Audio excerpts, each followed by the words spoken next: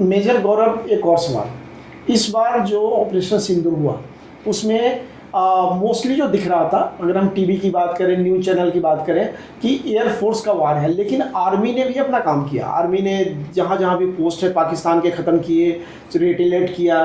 तो इसमें आपका क्या जवाब है?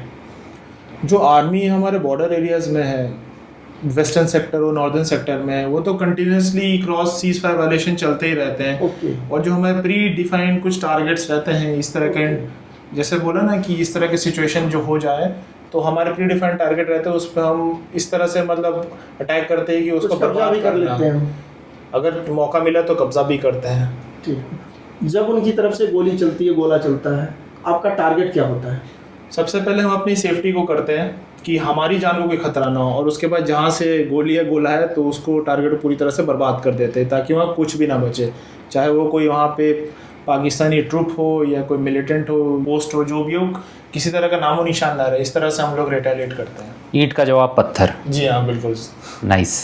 मेजर गौरव, 2016 सर्जिकल स्ट्राइक, आप यंग कैप्टन थे, सीमा के बहुत करीब थे, सर्जिकल स्ट्राइक में शामिल थे। क्या दिमाग में था, लौट के आऊँगा कि नहीं? जी, सबसे पहले तो आर्मी में ये सिखाया जाता है कि मिशन जो हमारे लिए सबसे इम्पोर्टेंट है उसे हर हाल में पूरा करना है, जो हमें मिशन या टास्क दिया गया है। उसके बाद सेकेंडरी है कि हमारे अंडर कमांड जो भी ट्रूप्स हैं उनका सेफ्टी और सिक्योरिटी। तो इन चीज़ों को ध्यान में रखते हुए मिशन एकम्प्लिश करना ही मेरा टास्क था, और इसके अलावा मैंने और कुछ तो सोचा नहीं। पर्सनल सेफ्टी, खुद के जान का खतरा, ये सब सेकेंडरी हो जाता है। क्या घर पे कोई मैसेज किया था? घर पे तो बात होती रहती थी, बताते रहते थे सिचुएशन इंटेंस है और किसी तरह का कुछ, बट यही है कि आपके पीछे जो घर में है उनको घबराहट नहीं देनी है।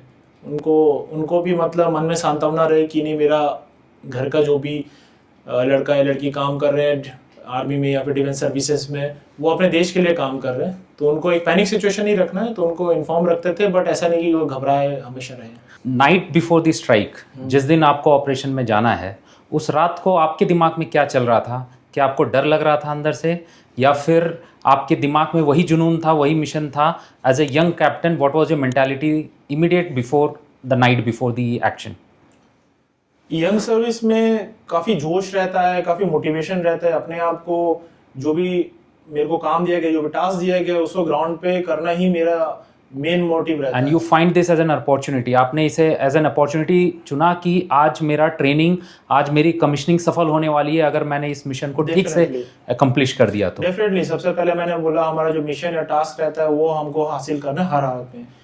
बहुत प्लानिंग होती है, ऐसा नहीं कि इमीडिएटली कुछ किसी चीज़ को हमें अकम्प्लिश करने बोल दिया होता है, बट एक हायर लेवल पे प्लानिंग होती है और उस चीज़ को हम हमेशा ट्रेनिंग में प्रैक्टिस करते रहते हैं ताकि हम देखिए, एक ट्रेनिंग एंड वो तो है ही है, बट सबसे ऊपर we all three sitting here are from the defence background, we all know कि सारी ट्रेनिंग, सारी प्लानिंग है, लेकिन सबसे ऊपर होता है साइकी एंड मेंटालिटी। अगर वो कहीं वीक हो जाए, अगर वो लिंक कहीं टूट जाए, हम तीन अगर एक मिशन में हैं, अगर एक के बीच में लिंक टूट जाए तो मिशन वहीं का वहीं धरा रह जाता है। तो as a young captain, all three of us we can relate कि हम ना कि हमारा ही मोराल हाई रखना है, बट जो हमारे साथ जो सोल्जर्स हैं, जो हमें देख रहे हैं, जो हमारा फेस देख करके अपनी बोल्डनेस प्रोजेक्ट कर रहे हैं एनिमी के अगेंस्ट में, उनका मोराल ना डाउन होना पाए। तो अगर मुझे डर भी लग रहा है या एक कमांडर को डर भी लग रहा है, तो he has to hide it, he has to put a very very brave face in front of his troops, so that सबका मोराल एक हाई रहे और सब मिलके एक कड़ी की तरह काम करें, एक टीम की तरह काम करें और मिशन को अचीव करें।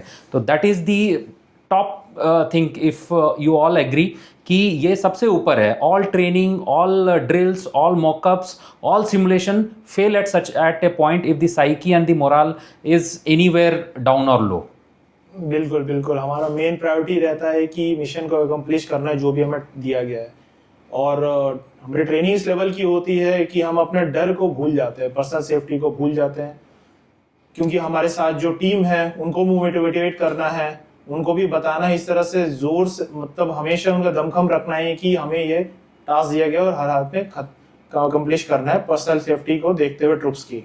मेजर गौरव, एक और सवाल। जब आप एक मिशन पे होते हैं तो आपका plan A, plan B, plan C जरूर होगा, क्योंकि मेरा प्लान ए फेल हुआ, बी पे जाएंगे, बी हुआ सी पे जाएंगे। क्योंकि एयरफोर्स में हमारा भी अनुभव है, हम लोग कभी भी 3 से 4 बैकअप रखते ही हैं कि 100% एकम्प्लिश करके कंप्लीशन करना है टास्क को। तो मिशन पे आपका क्या होता है कोऑर्डिनेशन अगर कोई प्लान ही फेल हो गया? जी, हमेशा प्लानिंग तो होती है और कंटिन्यूसी हमेशा रहती है। अगर फर्स्ट ऑप्शन फेल हो गया तो सेकंड ऑप्शन क्या होगा, इस तरह से अगर कोई टीम जो हमने डेडिकेट की है इस किसी टास्क के मिशन को खत्म करने के लिए, तो उसकी स्टैंड बाय टीम भी रहेगी। ओके तो हमेशा ये प्लानिंग तो होती है हर लेवल पे, बैकअप हमेशा रहता है, रिजर्व्स हमेशा रहते हैं। Okay. बट मैंने जैसे बोला है कि जो मिशन दिया गया उसको अकम्प्लिश करना ही मेन प्रायोरिटी है, उसके अलावा किसी भी तरह हर हाल में। Major Gaurav, as a young commander कोई ऐसा टास्क मिला हो जिसको करके आपको बहुत मजा आया? हाँ, डेफिनेटली।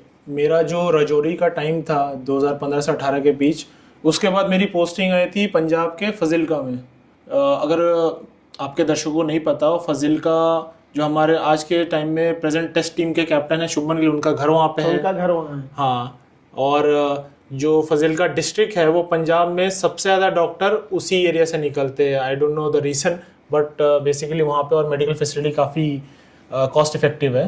जी। तो वहाँ पे हमारी जो पोस्टिंग थी, तो वेस्टर्न सेक्टर में बालाकोट एयर स्ट्राइक होने के बाद और पुलवामा अटैक के बाद, बालाकोट एयर स्ट्राइक होने के बाद हमारी काफ़ी फोर्सेस इंटरनेशनल बाउंड्री पे डिप्लॉय हो गई थी ओके फॉर अगान ऑपरेशन ज़ाफ़रान के अंडर में।